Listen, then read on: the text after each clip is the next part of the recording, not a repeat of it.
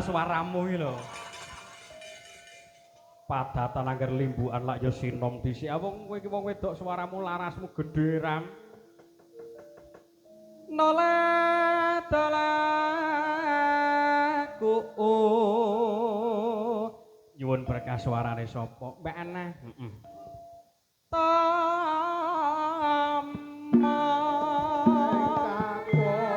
leren dhisik ya Mak.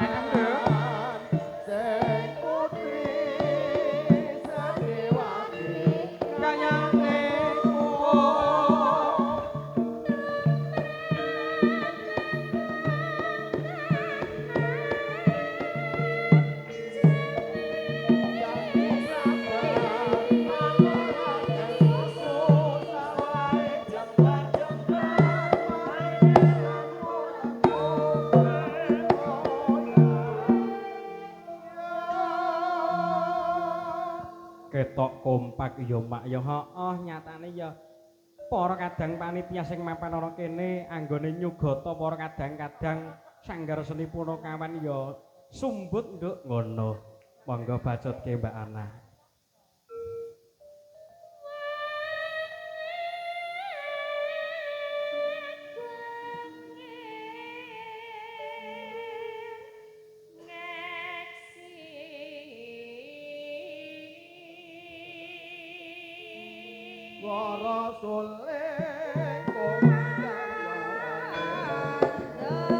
Kandange lakok eri ora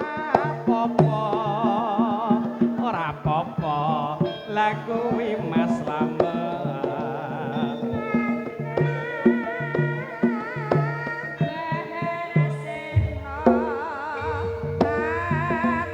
orang aring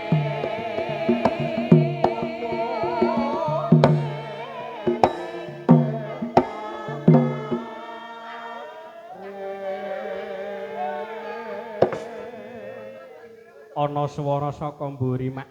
Jarene terkesima. Marga saking banget kepenak ngrungokke suarane Mbak Ana nganti gebyoh. Heeh. Barengi gebyoh kuwi mau merga dayane wedang jahe sing wis teka iki lho, Nduk. Jan. Bapak-bapak panitia tresnane lahir batin. Monggo bacotke Mbak Ana.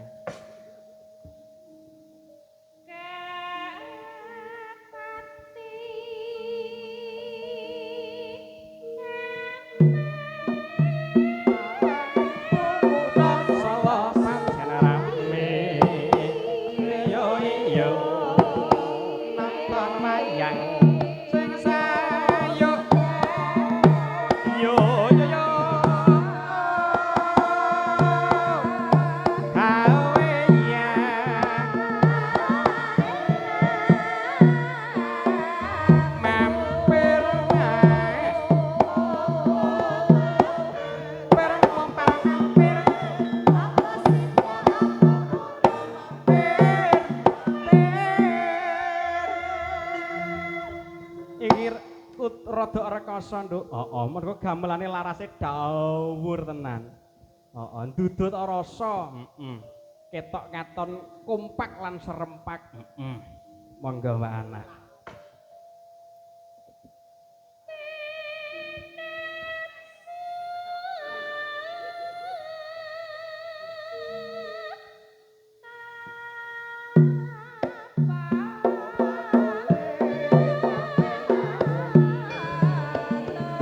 Bal-balan kaos biru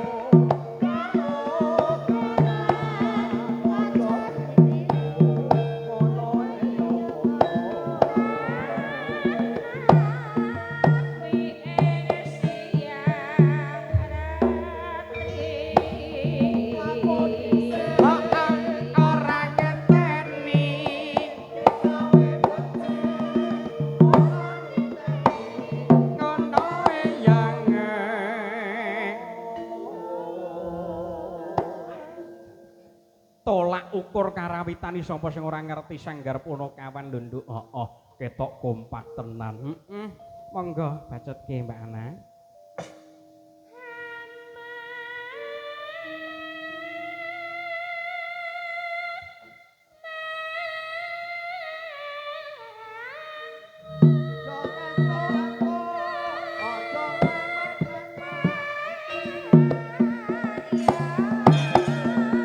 panggah rasa nduk bablasne si kucing. Yo, pongkeke jahe ponge Mas. Iya, iya. Hiu, hiu. Hiu, hiu. Hiu, hiu. Hiu, hiu.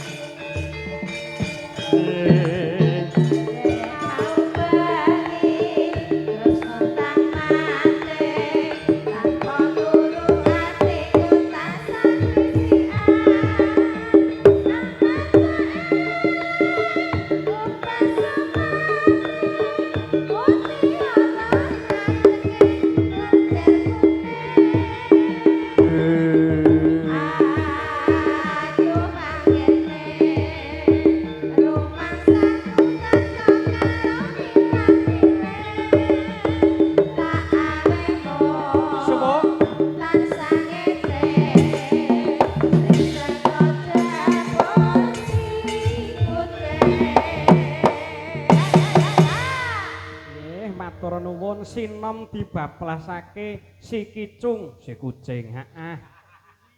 Luar biasa. Assalamualaikum warahmatullahi wabarakatuh. Salam. Om Swastiastu, Namo Buddhaya, salam kebajikan. Rahayu, rahayu, rahayu. Nggih, Mak. Nduk-nduk anakku bocah setinik-tinik denok deblong menu ana dawuhmu apa nimbali marang anakmu aku yo. Marmane jeneng sira ndak kanthi dina samangka sadurunge ayuh padha ngaturake puja dalah puji syukur kunjuk ning ngarsa dalem Gusti ingkang Maha Agung Allah Subhanahu wa taala. Nggih. Ingkang wis paring mapinten-pinten kanikmatan kelawan biyung sliramu sak kanca kabeh wae mligi dumateng para rawuh sedayanipun pinaringan nikmat sempat, nikmat sihat, nikmat iman nduk. Ana ripalenggahan iki bisa manunggal tetunggilan kanthi wilujeng boten wonten alangan sawiji apa. Alhamdulillahirabbil alamin yung Ora keri uga selawat lan salam Allahumma sholli ala Muhammad wa ala ali sayyidina Muhammad. Kita aturaken dumateng junjungan kita minangka nabi pungkasan nduk. Yung Kanjeng Nabi Muhammad sallallahu alaihi wasallam ingkang tartamtu biyung sliramu lan sak kanca kabeh tunggu syafaate ning donya nganti tekaning delahan yen mak ya. Nuti nggih yung. Yung piye nduk? Biyung sejatine nganti menuk mapan ana ngendi nyatane panggonane bawera son sisteme genggeng lampune padhang gamelan wayang ya wis padha samapta biyung nganti menuk mapan ana ngendi yo nduk dawuh marmane jeneng sira denok ndak kanthi mapan ana ing desa Sumberharja BK 3 Oku Timur. Mapan ana daleme sapa? Mligi mapan wonten dalemipun Bapa Sudarwa sekalian Ibu Duah Milatin. Bakune duwe gawe apa? Netepi dharma-dharmane ngasepuh nduk ya kuwi mala karamakake putra-putri kinasih Kang Masmu Mas Wahid Fuadi kelawan Mbak Rini Fitria ndhaupake putra putrine hooh wis netepi dharma-dharmane ngasepuh ngiras-ngiras uga ruwatan nduk ngono hooh ingkang paring asta pepundhenmu panjenenganipun Bapa Marna nggih diparingi lulus wilujeng ora ana alangan sawiji apa ya yung ya nduk alhamdulillah muga-muga sak bubare ruwatan keluarga ageng Bapak Sudarwo sekalian Ibu Duah Milatin sekalian pinanganten sarimbit tansah dipun paringi kesehatan lahir batin dipun paringi panjang yuswa dipun paringi berkah barokah rezekinipun amin Allahumma ora kari ngaturake bekti kunjuk salam taklim kelawan para jajaran pemerintah desa Sumberharjo yung kelawan panjenenganipun Bapak Kepala Desa bapane awake dhewe sak kanca kabeh lan bapane masyarakat kang mapan ana ing Sumberharjo kene panjenenganipun Bapak Misgiono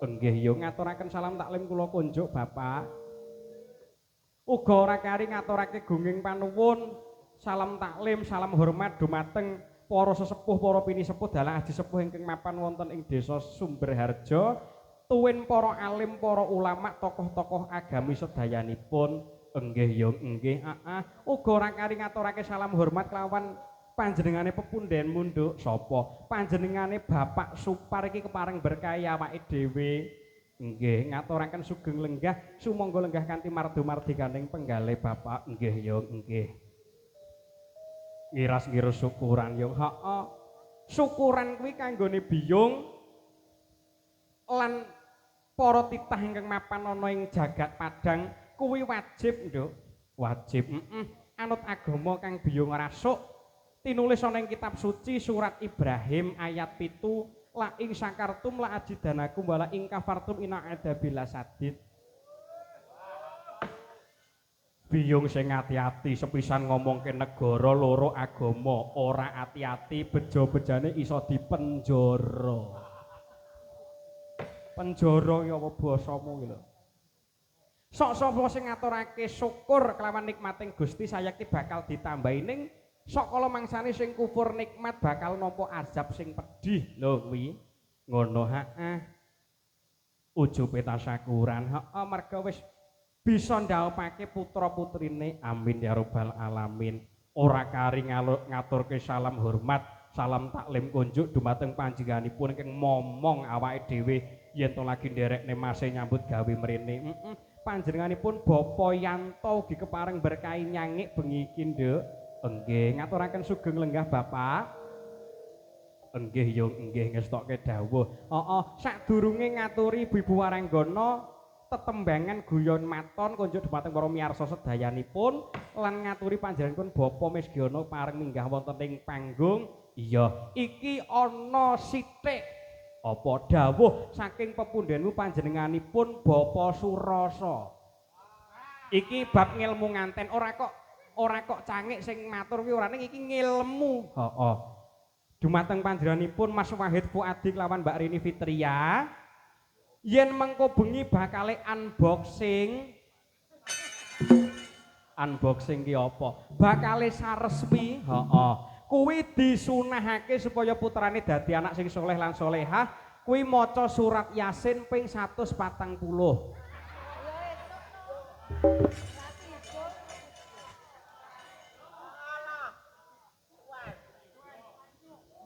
karo maca Al-Ikhlas ora usah dadakake akeh ping 40 wae ngono insyaallah anake dadi anak sing soleh lan solehah selak subuh ha iya bakone ya bismillah didamu ngono wis ora apa-apa ya mak yang Bapak Supar gumujeng ayo mergane kowe dhewe iki urung krama kok dadak omong kaya ngono kowe iki wis kaya sandangan di pasar-pasarke dipromosikne karo Pak Misgiono lah ya mbok menawa iso kecantol ning kene mbok menawa ning ya piye to apa kahanane kaya ngene nduk dawuh yung nggugah rasa Waranggana diaturi jumeneng kabeh iya rasane isih pelok numpak peraon iya kepareng aston Jaipong Mas Mas Rido. Oh, Mas Rido anake Roma Irama Rido Roma. Aduh. Ngawur arep kurang ajar kuwi putrane panjenenganipun Bapak Misgiono sing ngasta Kendang Jaipong. Wah, keplakane luar biasa. Pokok angger cilikane iki sok kulino ngeplaki kancane kuwi dadi pengendang. Kuwi. Yen to kulino nginceng dadi kameramen. Ning yen sregep ngaji sregep ibadah kuwi dadi pengegong.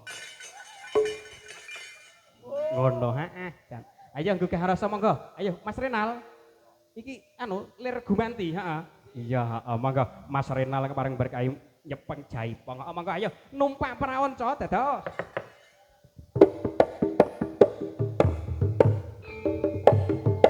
Lele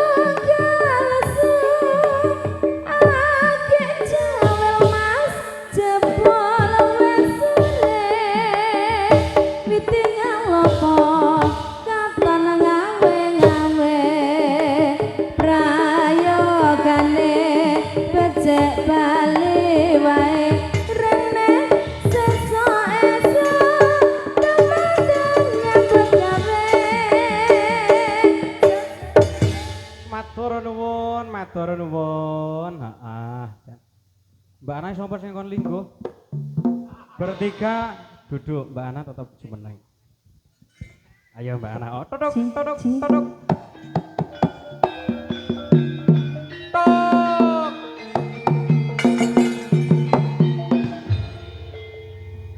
Lelelelelelele. Sugeng dalu. Sugeng dalu, Mbak Linggo. Mas Peyayi kok seger.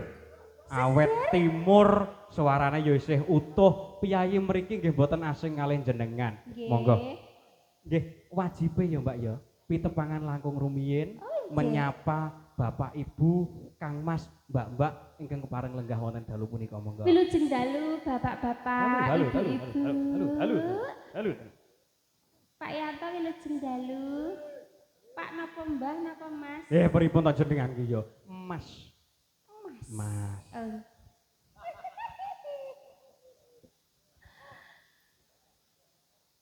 Selamat malam. Selamat malam. Nggih, Mbak Ana.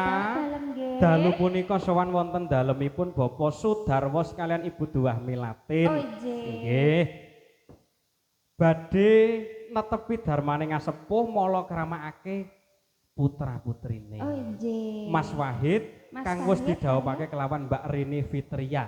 Jenengan ndongakne napa? Mesti dongane jenengan manjur ambak o.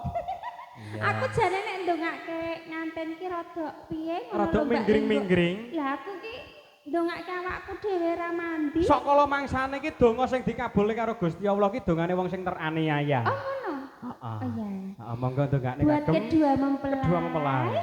Selamat menempuh hidup baru. Nggih.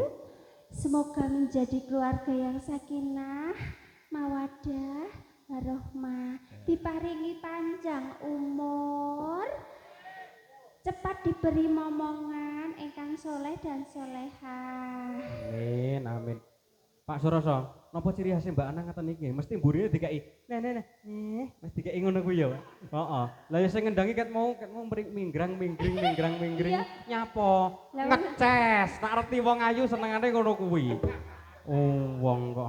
Pripun pawartosipun Mbak Ana? Alhamdulillah pangestune kula sae. Dangu mboten pinanggih. Nggih. Terakhir ketemu ning ndi to Mbak Mbak? Indonesia, Sakniki bagian lor. saged nyambut damel sareng. Nggih, Ya ora, alhamdulillah. iki mau bakune ingkang ngendika panjenenganipun Bapak Mesgiono menika Pripun? sambatan. Oh, sambatan. Padatan sambatan niku sing dijawil kanca-kanca cedhak ning kok sambatan iki tekan. Kene ora apa-apa, bakune lahir batin lho. Sami mawon lho kok tekan Batu Mata. Heeh. Bakune golek silaturahmi, golek dulur. Oh, golek Heeh, dulur. aja ngomongke bab duit Oh, ngono ki riskan saiki aja. Aku tak teko. Teko. Dulur karo duit pilih ndi? Piye to Mbak sampeyan arep ditakokno kaya ngopo? Dibedah atiku ki ya jelas milih dulur. Dulur saestu Pak, dulur sing akeh. Baleke yo ning duit. Iya, ala piye bengsine iki mau rene ya. Ora mau kok Tuh, nuturi. piye? Mau kok nuturi Pripun? nganten iki apa ya wis tau nglakoni. Ora ngono lho Mbak Ana, iki mau mergo ngilmu sing tak terapake kok panjenenganipun Bapak Suroso. Oh. Le, ngilmune wong omah-omah kuwi mergo kowe isih elegan, ngilmune ngene iki lho. Dibuka, Dadi sampe nek dibangun. dadi manten anu nggih Pak De, kudu ngoten nggih. Nggih. Piye? Ya bener selak subuh nggih Pak nggih. Heeh. Mbak Ana jenengan Halo. bintang tamu ditunggu-tunggu lawan para miyarsa sedayanipun yen to cangek ki apa iki mung pupuk bawang. Ibarate menu panganan sing ning restoran jenengan niku topping spesial. Kula niku mung tusuk gigi. Dadi enek ya syukur, ora enek ya ora apa-apa. Lah ngono kuwi, pupuk Nggih. bawang. Monggo ngaturaken setunggal langgam. Sakniki sak bibire Mbak Ana ngaturaken setunggal langgam. Menika sampun wonten layang kang sampun dumawah wonten ing pepangkon. Saking panjenenganipun Bapak Tukijo saking Sumberharjo nyuwun gending pepeling. Lah niki tulisane. Oh, ora nek ulune kok ya. Ketrocoan banyu udan. Pepeling. Ah nggih, heeh. Sak bibare Mbak Ana, monggo ajeng ngaturaken napa? Ajeng napa niku mbombong ngudang kalih pinanganten kekalih. Oh, ngaten. Monggo. Nggih. Ngangge bawa? Oh nggih no kudu utuh no. Nyuwun pelak Pak De. Piyayi kok iso kaya ngono. Kuwi anu lho Mas Renal ngombe kopi iki ketok ndledek ning ngene iki. Ler ngono kuwi ketok lho. Heeh, Jan. Ketok cetha ya Pak ya. Ketok cetha. Kopine. Mangga Mbak Ana. Saniki Sesuk. Senengane kok mancing-mancing lho ora. wong suwe ra ketemu ki aku ya kangen. Alah tenan ora. Hmm. Kangen ngopo? Wong pas ning Mendayun ki aku ya ora dijak. Sing ning ndi? Kono kae. Lah jenengan kula dereng gadah WA-ne jenengan kok ya. Pun sakniki WA-ne kula.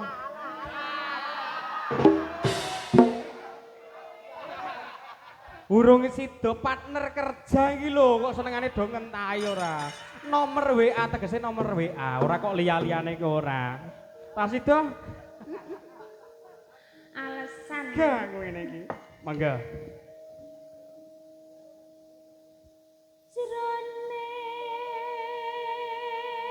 Jroning taman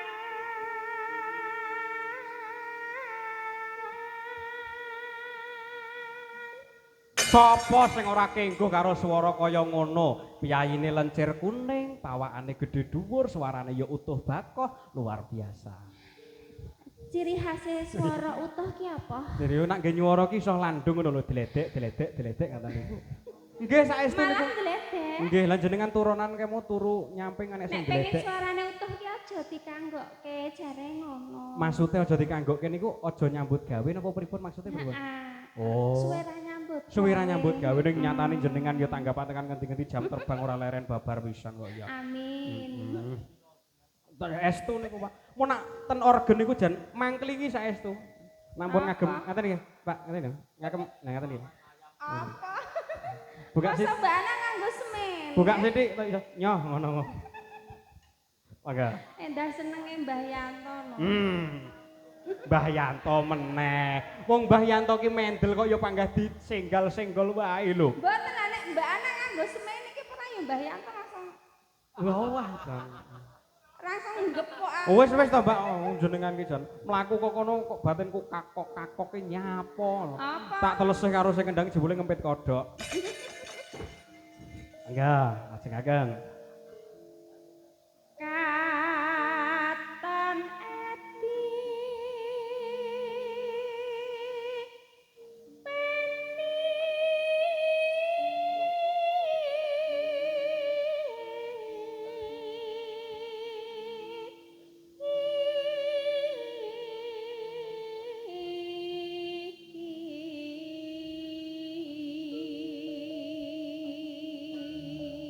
Cengkoke ora ana sing ngembari. Lah piye to, Nduk? Wis paribasan digodhog wis ora iso empuk.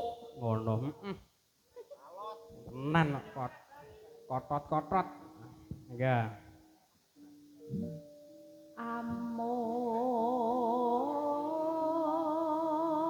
amung kancu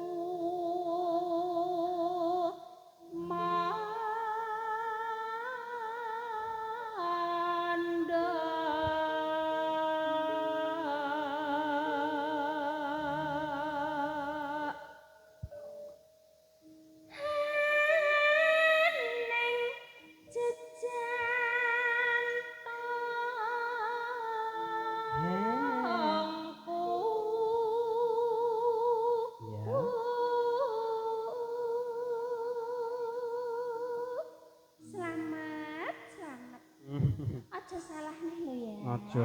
Kudangen to, Mbak, kudangen ngono lho, ben totalitas Iki ngono. wis dibojo apa urung to Non? iki Le? Loh, jenengan iki dereng bareng kabar to. Niku tesih bujang ping pindho. Pindho. Ning ya piyayine wis ngono kae, jemenake. Jemenake tegese apa-apa ki jenak. Dikae wong sing model piye iki jenak. Oh, Ngono, nrimake. gelem ngono. Ya nak cara tembunge geleman. Ngono, heeh, tegese geleman leh nyambut gawe iki mau. Oh, sak sino mek iso ndelok rono iki. Aku cek randang dikendangi to iki. Oh, malah selamat. Mat. Bolak-balik kok selamat. So, jenenge selamat ya dadak masuk ngain bareng nyapa. Sak teruse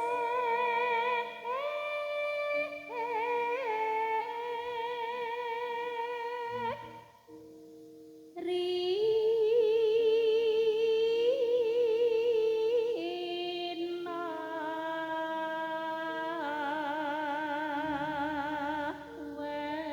wengi tansah dadi hati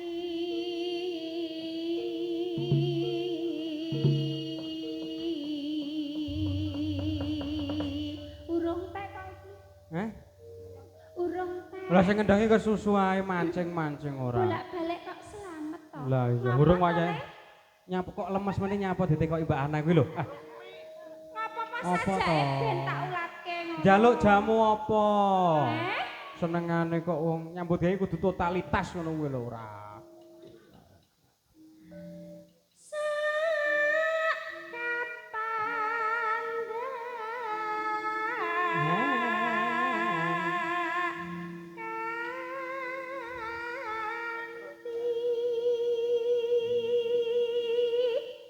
Rasa.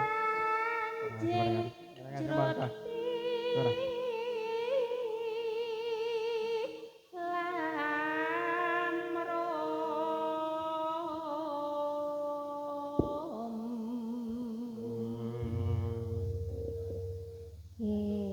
Langgane napa nggih? Napa? Kula pun purba wasesa kula manut jenengan napa? Saben dina La la la la.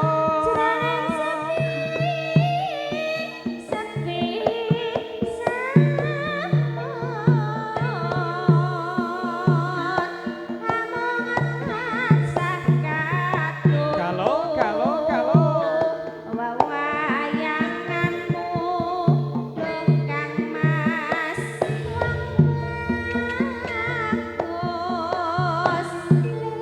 Laliton bisa lali saya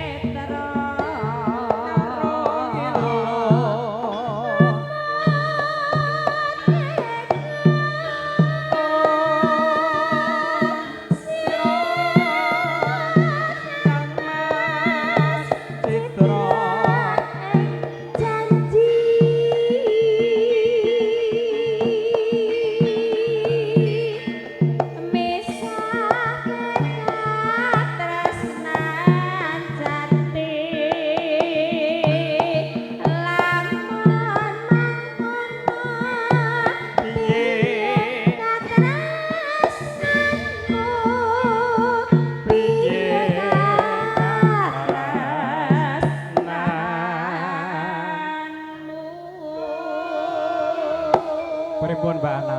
Pengrawit saking Sanggar Punakawan. luar biasa. Isih nom-nom. Luar biasa tuh Rio biasa di luar. Lah ya tabuhane runtut. Oh, ya mung kebeglok siji kemu manyar 1000 ke mau lho. Iya, heeh, jan luar biasa. Nek ketok kompak dan serempak. Jan luar biasa pokoknya. Tenan kok. Kagem Pak Lurah niki pokoknya mugi-mugi semakin sukses. Amin, amin ya robbal alamin. Matur nuwun pareng purun semakin ngomong laris dhateng tanggapane kula. nggih Pak Lurah. Amin ya robbal alamin. Nak laris aja nganti lali. Aja nganti lali karo aku. Tenang wis to panggau dijawil jenengane gawan kotak-kotake miring ya melu miring, kotake mengkurep ya melu Alhamdulillah, matur mengkurep. sembah nuwun Pak Lurah. Mangga maturaken. Monggo Kang Mas So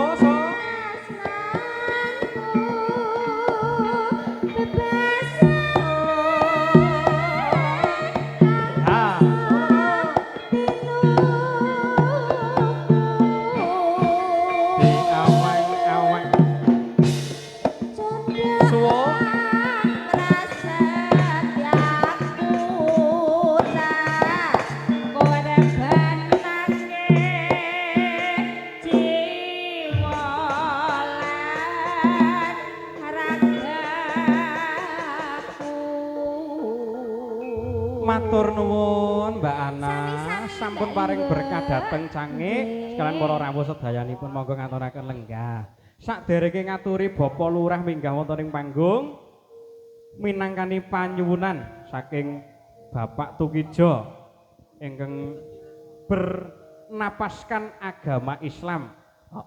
Nyuwun gending apa? Nyuwun gending pepiling. Gendinge pepiling kanggo ngelingake supaya eling lawan Gusti ingkang Maha Agung. Ya ngelingke ibadah ya barengi Mas Muryo teka karo Mas Gige. Lah ya do ndelik ning kono iki nyapa? Kene melu nyedak rene monggo. Oh jogoson. Heeh, nyuwun berkahipun sing ana pojok dhewe kae. Heeh, sing ana pojok panjenenganipun ya ben pitepangan luwih dhisik. Ayo. Lungguh wae ya, Mbak ya. Nggih. Monggo dipun bawani jangkep kalian lagonipun pepeling, monggo. Langsung garap jaipong irama seger, monggo. Tak tung tak. Lolelo lelo lelo.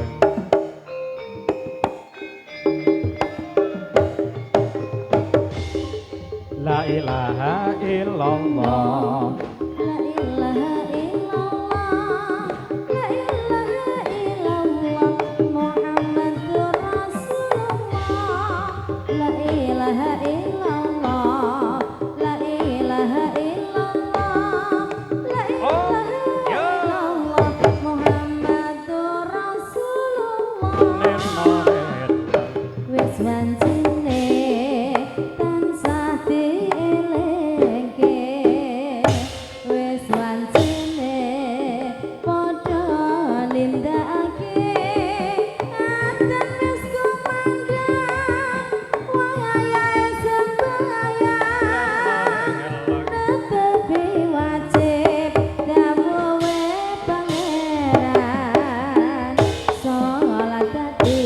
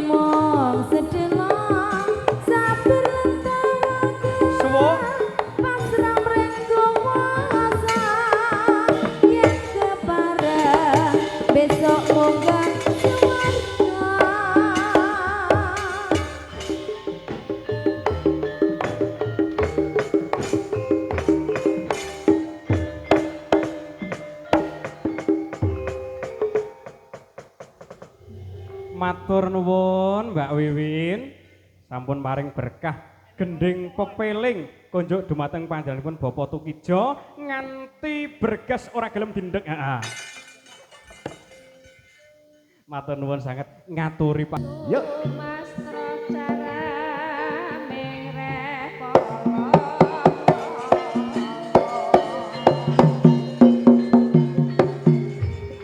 Luar biasa ngaturake gunging panuwun ya nok ya nggih dumateng panjenenganipun Bapak Yanto ingkang pareng berkah nyangik wonten ing dalu punika. Walah kae dampyak-dampyak Kurawa ki kapok. Ayo Nger. Ayo kabeh padha budal ayo.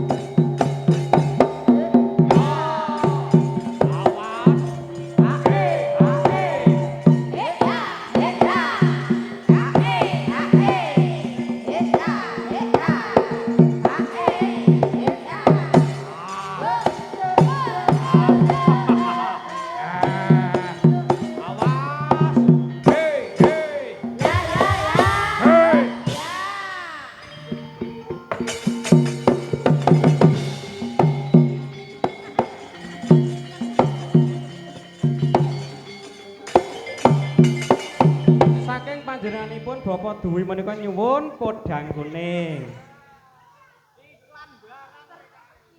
Ora, iki mau ki ngetokne kahanane Kurawa jek budal arep nyekel Petruk iki mau.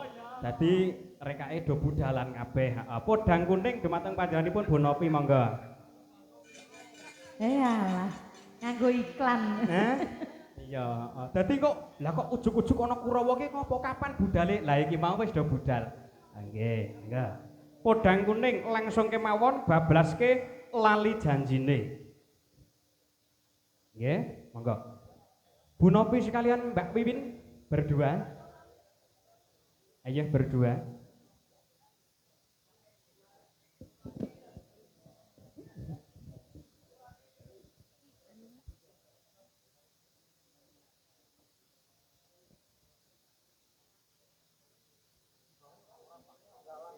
Monggo. Buka celuk.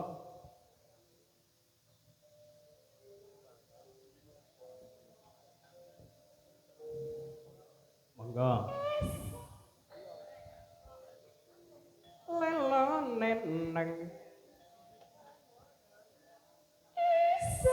Awan ning omah wis ora krasa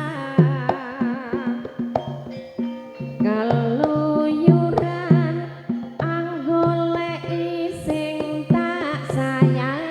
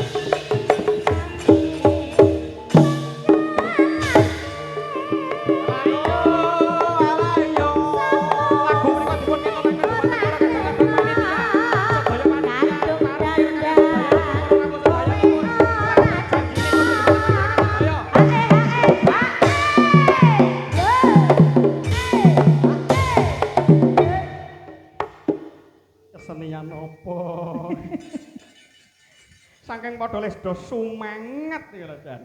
Kandhane angger wis sajane komplit. Angger sajane komplit Wis bar ladrang klutrik. Wis pokoke. dasar yo nyamekane wedang jahe wis semepak. Kono. Sing kene urung. Urung. Sabar kae klutik-klutik kae. Mangga. Nggih niki wau pun perang sendok. Dadese semangat. Penting ora perang sabil ya, Pak ya. Mangga. Perang sendok kalih piring. Jam-jam. Jam-jam